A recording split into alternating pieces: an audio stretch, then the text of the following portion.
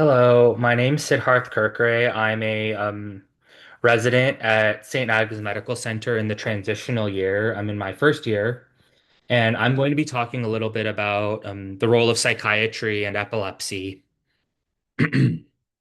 So, let's just first start off with epilepsy. So, epilepsy is a patient who suffers two or more seizures without any known reason for them to happen. They don't have a mass infection, metabolic or endocrine derangement, whatever. Basically, things that they don't have any causes that you would expect them to have. How there are some risk factors that raise your risk for it, such as a baby who was born premature at a premature age, or they're small for gestational age, maybe brain anatomy's not normal, if they've had a history of intracranial hemorrhage at any point, brain tumors, central nervous system infections, or systemic infections, which is fever, intellectual disability, developmental delay, cerebral palsy, stroke, neurodegenerative disorders, including Alzheimer's, as well as having more than one febrile seizure in childhood, a family history of seizures, and then mild traumatic brain injuries, illicit drug use, pharmacological toxicity or withdrawal, and many more. This was especially interesting that several of the neurologists that I've worked with said that if a patient has Down syndrome or they have Alzheimer's or some other kind of neurodegenerative disorder, that puts them at a much higher risk of getting seizures. So there's a few types of seizures. So partial seizures originate from one area of the brain. If the level of consciousness is the same, it's called a simple, or sorry, it's just called the simple partial seizure. If there's an altered level of consciousness, it's called the complex partial seizure, or a seizure, or sorry, or a complex seizure, focal seizure with impaired awareness. Generalized seizures originate in multiple areas of the brain at one time, and partial seizures may rapidly become generalized seizures. There's a pretty wide differential, most notably syncope, but also psychogenic non-epileptic seizures, movement disorders, sleep disorders, convulsive concussion, as well as ADHD. For any medical students who might be watching this, it's a very common step question where they show you a kid who teachers say he's not really paying attention, but they're blanking out into space. That's actually an absence seizure. There's idiopathic epilepsy where they typically don't have any other symptoms. There's symptomatic epilepsy, which can reflect an underlying brain disease, as well as cryptogenic, where you can suspect an underlying brain disease, but there's no confirmation of a specific diagnosis. And then status epilepticus is a single generalized convulsion that lasts greater than 5 minutes or a series of generalized seizures without full return to consciousness. So typically those are usually managed with intravenous lorazepam or fosphenytoin, and then they go to the neuro ICU. There's a lot of psychiatric comorbidity in patients with epilepsy. They have an increased risk of developing any psychiatric condition. In adults, it could be 20%. Adults with epilepsy, they have a 20%, maybe 20% of them have anxiety. If there's mesial temporal lobe epilepsy, adults may have 7% of adults with mesial temporal lobe epilepsy may develop psychosis. And then the pooled odds ratio that a large meta-analysis found was 7.8. At least 12% of patients with epilepsy will experience psychogenic seizures, and patients with psychogenic seizures, 22% of them may also have epilepsy. In children, there was the study in the UK where a third had ADHD, a fifth had autism, 7% had depression, 13% had anxiety. In Norway, almost half of them had some kind of developmental or other psychiatric condition, and the odds ratio was over 10 for autism, and then over around 2 for anxiety or depression.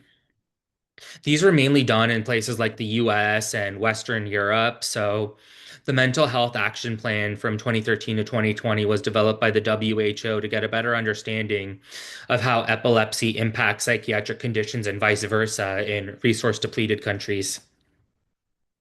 There's a lot of implications for clinical practice here. For example, there was a Canadian cohort study that found that depression severity index was correlated with a lower rate of seizure remission.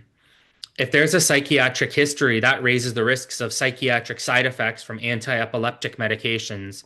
And the data is a little bit conflicting. Many of the studies conflict. Some of them say that psychiatric symptoms may improve after a temporal lobe resection. Some may say that they worsen. So that's a little bit, that just shows it's a little bit hard to find the handle on them. With that being said, it's important to note that psychiatric comorbidity in any patient with epilepsy is associated with premature mortality.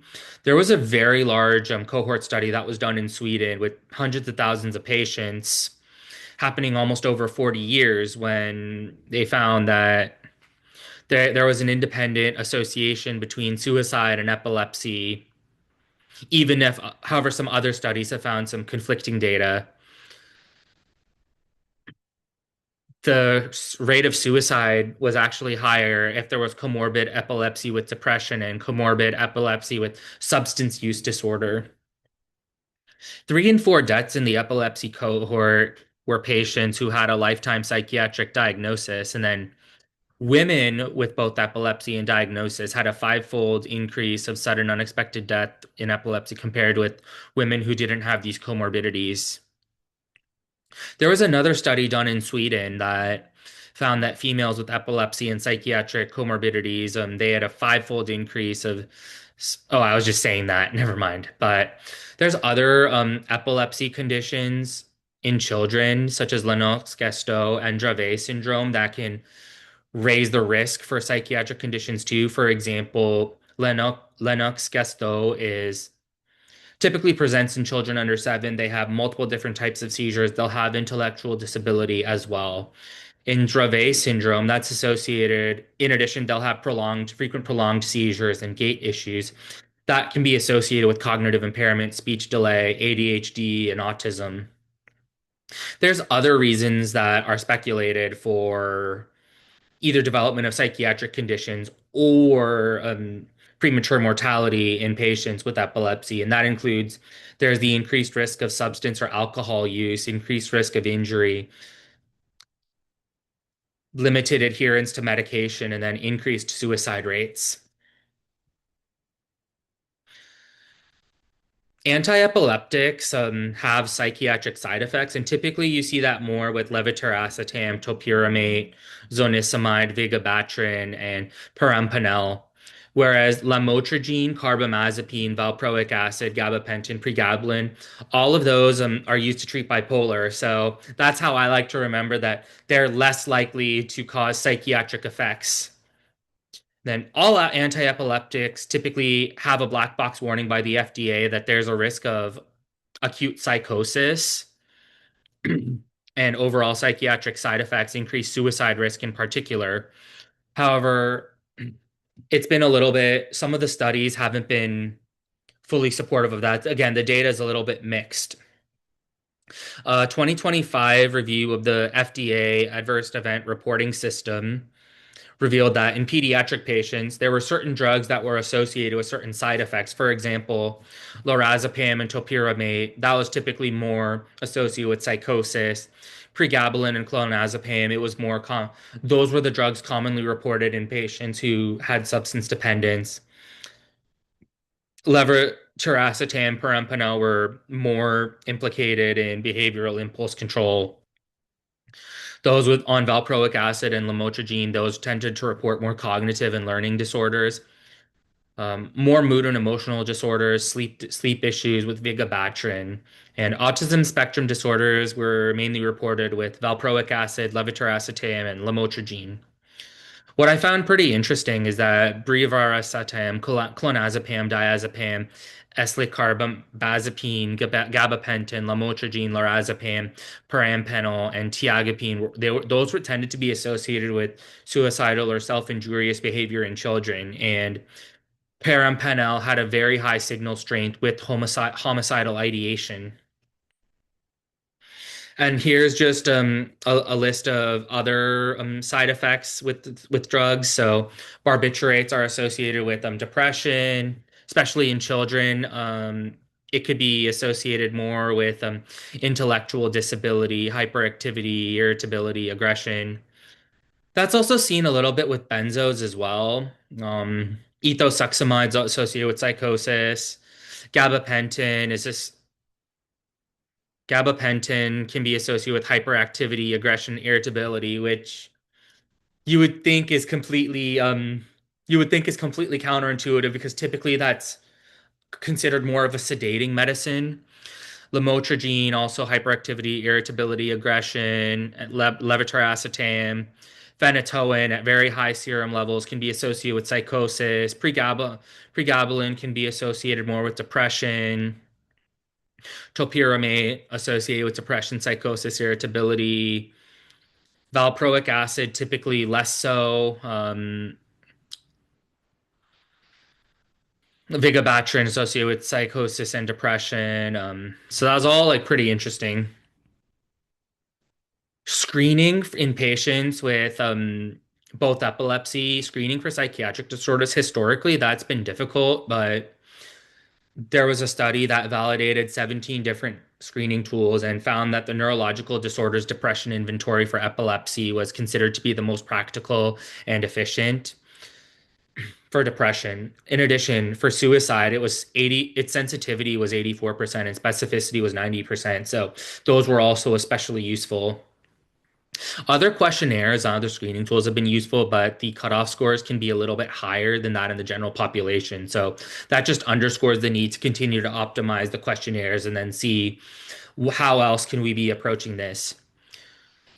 For anxiety, GAD-7 is typically preferred over the hospital anxiety and depression scale just because the GAD-7, its validity and cost effectiveness has been known for a really long time, and the evidence hasn't been strong enough to consider deviating from it.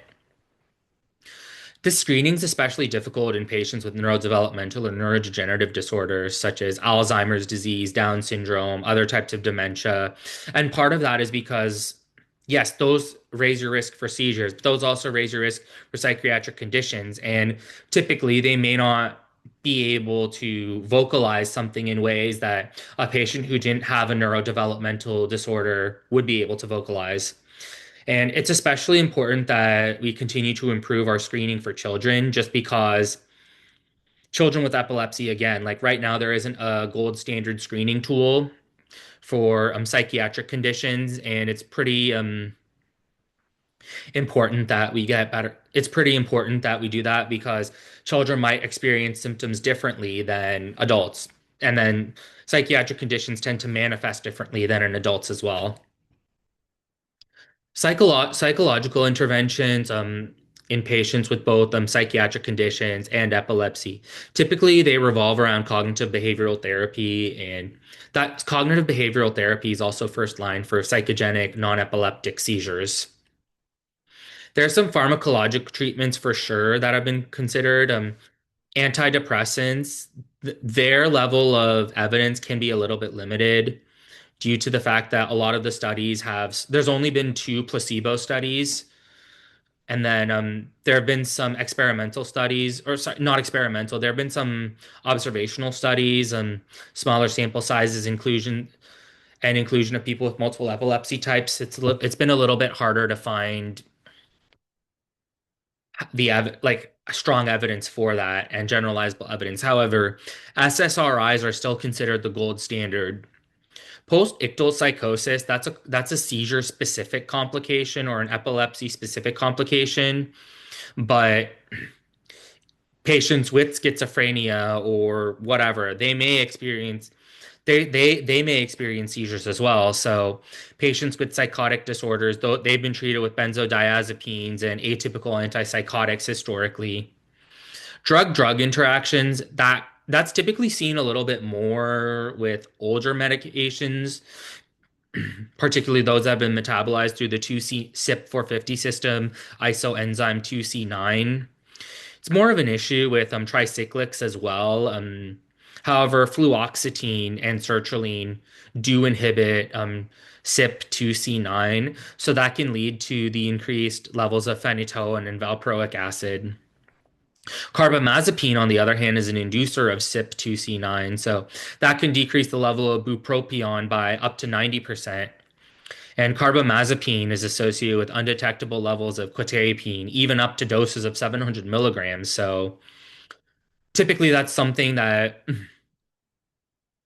the idea of polypharmacy, it's less of a concern with the newer medications, but you still have to keep it in mind. Historically, it was believed that many psychotropic medications lowered the seizure threshold, but multiple phase 2 and 3 studies of FDA approved psychotropic drugs, only doses of clomipramine above 150 milligrams showed statistically significant increases of seizure incidence, and that had the standardized incidence ratio of 4. There's no increased risk of seizures with ADHD medications. And clozapine, for antipsychotics, it was sometimes seen with olanzapine and quetiapine, but clozapine is typically the one that's most associated with seizures. Its standardized inter its standardized inner incidence ratio is 9.5, and then that's dose or titration dependent. So, key takeaways is that epilepsy and psychiatric conditions are associated with each other. Establishing the diagnosis is essential, but it's also very difficult to diagnose. You really take a good history, talk with family members, and then more research needs to be done on the screening tools. Comorbid psychiatric conditions do worsen quality of life and the prognosis of patients with epilepsy. And then the psychiatric effect of antiepileptics and the epilepsy risk of psychotropics definitely need to be considered when prescribing certain drugs to a patient. And then I'm going to finish up with psychogenic non-epileptiform seizures. These are also known as functional or dissociative seizures, and typically these are involuntary, experiential, and behavioral responses to internal or external triggers, and it's not associated with changes to the EEG. What I found pretty interesting is that patients with learning disabilities had an earlier age of onset compared to patients who've had psychosocial or physical trauma. It's more common in females in their third decade of life, but it affects all the demographics. I think when I was seeing patients at St. Agnes, I've encountered plenty of older men who had that history or who've had been diagnosed with psychogenic seizures. Typically, they'll occur in the presence of others, including during sleep. Maybe a family member will say that I brought my child in because I noticed that she had been shaking a lot during, maybe smacking her lips a bit as well when she was asleep. Witnesses may report that the patient is under more stress than the patient is willing to let on. I think I've had a couple patients that I've seen in the ED that I've seen ED or inpatient, and then they'll say, "Yeah, I've been having some more stress at work, but I'm feeling okay." But the parents or the wife or whatever, they'll say, "No, the patient has been under a lot of stress at work. They're really concerned that about the workload. They have to work much more than usual." So that's definitely a good clue during the history. What I also found pretty interesting is that if somebody has more seizures during around the time of menstruation, that was more suggestive of epileptic seizures than it was of psychogenic non-epileptiform seizures. Tongue laceration, again, typically we see that more in epilepsy, but in patients with FDS or PNES, up to 1 in 3. And then the key thing is that there's postictal confusion in epileptic seizures that can last a lot longer, whereas Typically, the return to awareness is more common in psychogenic non-epileptiform seizures. They might experience some dissociation as well. Like I had a couple patients say to me, "I feel like I'm flying" or whatever. But typically, they're able to interact a lot more than somebody who's postictal in an epileptic seizure. Here's just a table first with differential diagnosis. Tonic-clonic seizures are considered part of the differential, and then syncope is also considered part of the differential. So trying to make that distinction can be very challenging. But generally speaking, functional dissociative seizures, those are actually longer than tonic-clonic epileptic seizures, unless the patient is in status epilepticus. Typically, in functional dissociative seizures or psychogenic non-epileptiform seizures, eyes may be closed, whereas they're typically open. They might deviate to the side in tonic-clonic seizures. The motor activity is generally a major differentiator. For example, it's typically tonic, then it becomes clonic, which is the quick release, or sorry, which is the quick jerk followed by releases. And then that's rapid coactivation of agonist activity and antagonist activity, whereas in functional dissociative seizures, typically they alternate agonist versus antagonist. Sometimes there's a tremor, they might thrash around, but that's less common. There's side to side head movements, but there's fewer tonic or clonic movements. There's more vocalization during and after seizures for functional dissociative seizures. There's more signs of arousal, hyperventilation, flushing, and paleness, whereas in epileptic seizures, they might be more cyanotic. We talked a little bit about postictal phase, but typically the postictal phase, they return to consciousness pretty quickly. Sometimes they'll be in dissociative state more with psychogenic seizures, but in epileptic seizures, they'll be a lot slower. They might not, they'll be very lethargic afterward. Incontinence of urine. So typically it's said that loss of bowel and bladder control, that's considered epileptic seizure, but that's also reported in functional dissociative seizure, but typically it's not observed as often. Tongue injury typically is again considered a lot more characteristic of epileptic seizures, but again, one in three patients with psychogenic seizures have reported tongue biting. The other differential diagnosis is syncope, and typically up to date mentioned the swoon functional dissociative seizure. So typically the patient, they'll be sitting down and then they'll slump over to one side.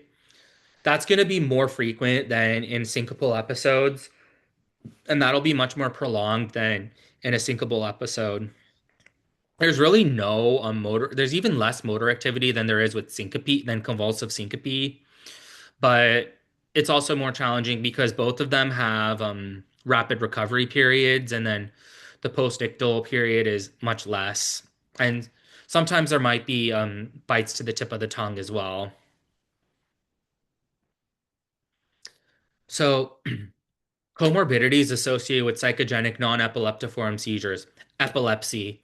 This is very, very difficult because a lot of patients who come in and then we think that we think that they're having an epileptic seizure, but it's far more likely they're having a non-epileptic seizure, psychogenic seizure. We can't say that for sure necessarily because they might have a history of epilepsy and like don't me in the inpatient setting, typically we try to avoid messing with their outpatient regimen. Generally, it's they're followed by a neurologist who can help manage that. But generally speaking, once we get more into the idea of it's non-epileptic seizure, we'll be less likely to keep the lorazepam on unless they've had. But if they've had the history of epilepsy, then you have to have the lorazepam available as a PRN as part of the seizure precaution. Developmental disabilities are very common in patients with psychogenic non-epileptiform seizures. So, autism spectrum disorder, ADHD, certain other neurodevelopmental disorders as well. Depression and anxiety, post-traumatic stress disorder, dissociative disorders, and personality disorders. Those are very commonly reported. Prior head trauma or traumatic brain injury, that's also a major cause. I think several patients, a lot of patients who've served in the military, they might experience it. And yes, part of that could be post-traumatic stress disorder, but also part of it could be head injury from combat. So that's all pretty interesting. And then somatic symptom disorder commonly co-occurs with psychogenic non-epileptiform seizures. And the DSM-5 criteria for psychogenic non-epileptiform seizures, that's actually based off of somatic symptom and related disorders. And here's just the DSM-5 criteria for somatic symptom disorder. So symptoms that are distressing, interfere with daily life, maybe persistently high level of anxiety about their symptoms, and it has to be persist the I any symptom might not be present all the time, but the state of being symptomatic, that's typically persistent. I think it's 6 to 9 months usually. So factors that favor psychogenic non-epileptiform seizures over epilepsy. So if events are frequent from the onset, they get a lot of events during the day, but they're well appearing. They last for a really long time, happen in series, situational triggers. Sometimes it could be a swoon type event that lasts 2 minutes. So it's like that would be the different. They wouldn't have movement as opposed to convulsive syncope where they would. Maybe they've had seizures or seizure clusters and they don't have any risk factors, like no past medical history of epilepsy in the context of alcohol use, intellectual disability, autism, or Downs, or whatever, or poor or limited adherence to anti-epileptic medications. Sometimes, if there's emergence from anesthesia, they get a seizure. That could be something. If there's an onset in pregnancy, suggesting hyperventilation. And then in patients who have a history of epilepsy, if they don't have a response to multiple anti-seizure medications or there's unexplained seizure exacerbations, and for example, their blood levels of lamotrigine or levetiracetam, those are normal, or there's an unexpected change in seizure semiology or exacerbations if a new medication is introduced, that can help lead towards making the diagnosis of psychogenic non-epileptiform seizure. The diagnosis and management. So, diagnosis is a little bit difficult, but a lot of it depends on home recordings. A family member will usually record them in their sleep or whatever. Think maybe if they're refractory to multiple anti-seizure medications. Blood tests are typically not specific, but lactate, creatinine kinase, cortisol, CBCs, lactate, dehydrogenase, PCO2, ammonia, neuron-specific enolase. So those are appropriate workups, and typically those would be normal or only mildly elevated in a psychogenic non-epileptiform seizure, but they'd be or mildly abnormal, whereas in a epileptic seizure, they are much more likely to be much higher or much more abnormal.